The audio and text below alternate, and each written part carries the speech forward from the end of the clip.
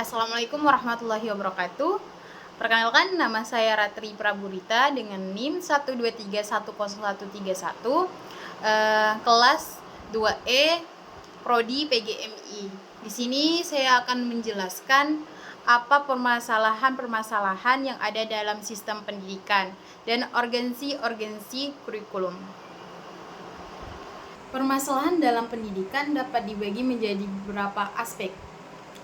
Aspek pertama yaitu banyak daerah terutama di pedesaan atau wilayah terpencil masih mengalami kesulitan dalam mendapatkan akses pendidikan yang layak karena kurangnya sekolah, transportasi, atau fasilitas pendukung.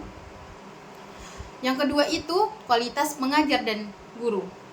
Kualitas mengajar tidak merata di berbagai sekolah, baik karena kurangnya pelatihan guru, pengalaman yang terbatas, atau bahkan kurangnya motivasi. Guru yang kurang berkualitas juga dapat mempengaruhi prestasi siswa secara keseluruhan. Yang ketiga itu kurikulum yang tidak relevan. Kurikulum yang tidak sesuai dengan kebutuhan zaman atau tidak relevan dengan kebutuhan pasar kerja dapat menghambat perkembangan siswa dan kesiapan mereka untuk menghadapi tantangan dunia nyata. Yang keempat itu kesenjangan sosial ekonomi. Anak-anak dari latar belakang ekonomi rendah atau minoritas sering menghadapi kesulitan dalam mendapatkan akses pendidikan yang berkualitas, memperdalam kesenjangan sosial yang ada.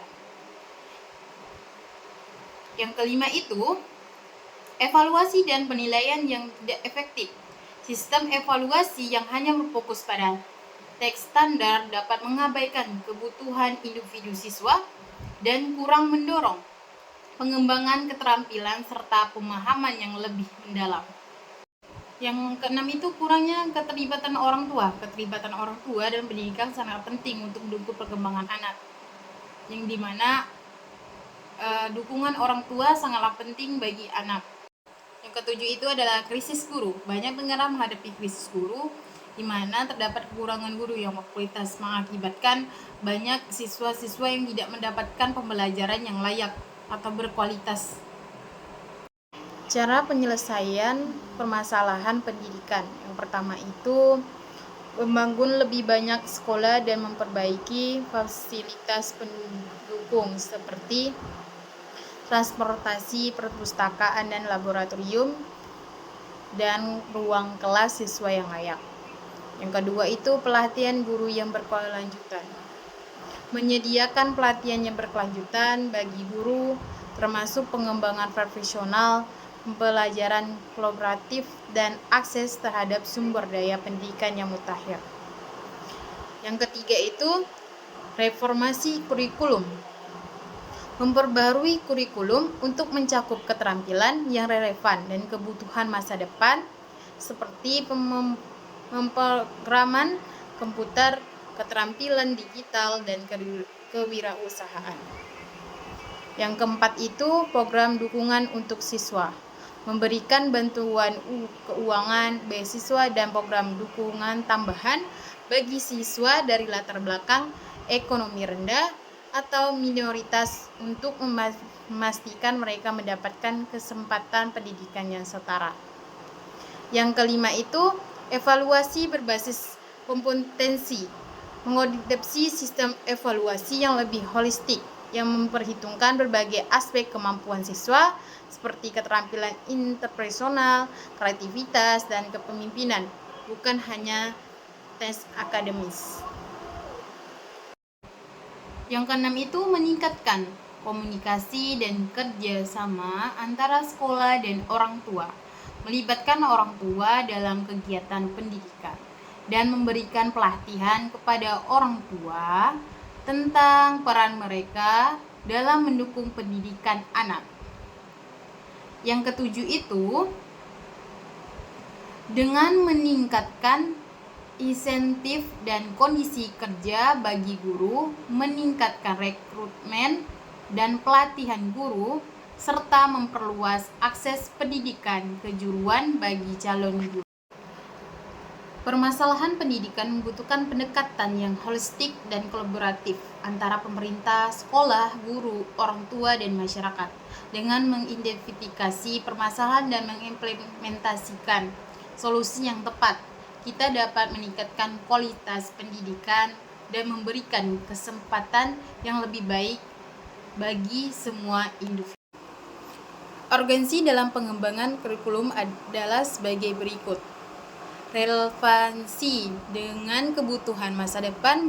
Kurikulum yang relevan dengan kebutuhan masa depan akan membekali siswa dengan keterampilan dan pengetahuan yang dibutuhkan untuk menghasil dalam dunia nyata yang terus berubah, termasuk keterampilan digital, pemikiran kritis, kreativitas, dan kewirausahaan yang sangat penting dalam ekonomi global yang berbasis pengetahuan.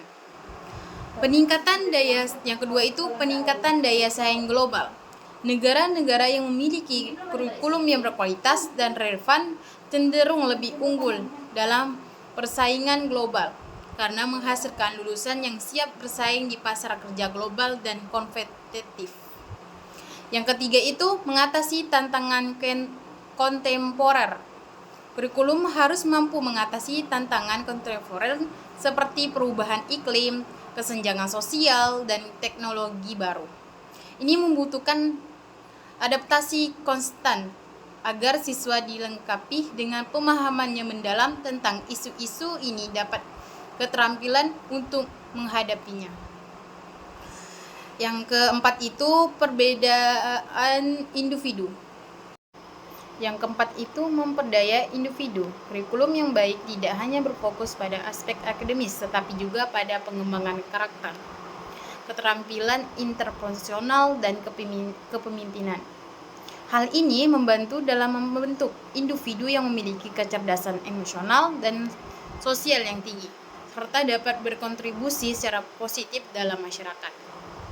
Yang kelima itu keseimbangan antara akademik dan keterampilan hidup. Kurikulum harus mencakup pembelajaran akademik yang kuat serta keterampilan hidup seperti kreativitas, kerja tim, dan pemecahan masalah yang penting untuk kesuksesan siswa dalam kehidupan sehari-hari.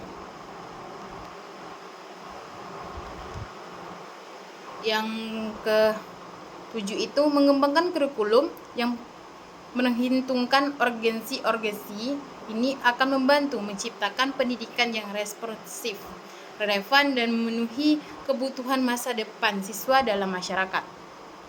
Yang ke-8 itu mengoptimalkan potensi siswa. Kurikulum yang dikembangkan dengan baik akan membantu mengoptimalkan potensi siswa dengan fokus pada kekuatan dan minat siswa. Kurikulum dapat memberikan kesempatan bagi siswa untuk mengembangkan bakat mereka dan mencapai prestasi yang optimal. Sekian video yang dapat saya sampaikan. Saya mohon maaf jika ada kesalahan dan tutur kata yang salah. Saya akhiri. Wassalamualaikum warahmatullahi wabarakatuh.